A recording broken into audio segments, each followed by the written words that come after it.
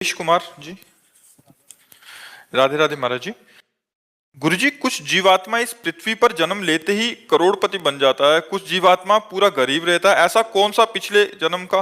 पूर्व का कर्म होता है, पूर्व का कर्म होता है। उसने दान पुण्य किए, उसने तीर्थावगाहन किया, उसने दूसरों को उपकार किया। तो भगवान स्वयं गीता जी में कहते हैं कि जो मेरा भक्त पूर्णता को प्राप्त नहीं हो पाया, भगवत प्राप्ति नहीं कर पाया और वो वासनाओं के जाल में बंधा रहा, मेरी भक्ति करता है, दान पुण्य करता है, तो उसके अंदर कामनाएं हैं, भोगों की इच्छाएं हैं, तो फिर उसको अगला जो जन्म होता है वो श्रीमान धनवान कुलवान के यहाँ जन्म होता है और भरपूर वासनाओं की पूर्ति की सामग्री होती है। और मेरी कृपा से वहाँ जन्म लेने पर भी वो भोगों में फंसता नहीं, उसकी पूर्व की साधना उत्थान करती है और वो भजन में तन्मय होकर के समस्त भोगों का त्याग करके दूसरे जन्म में मेरे को प्राप्त कर लेता है।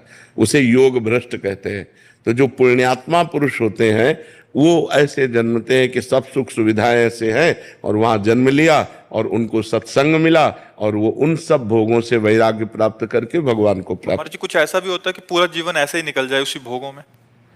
वो केवल पुण्यात्मा होते हैं, भजनानंदी नहीं होते। उनका भगवान से भजन से संबंध नहीं है। उन्होंने दान पुण्य किया है, बहुत वृद्ध जनों की सेवा की, तीर्थावगाहन किया, भक्ति नहीं की, तो फिर पूरा जीवन भोगों में व्यतीत हो चला जाएगा।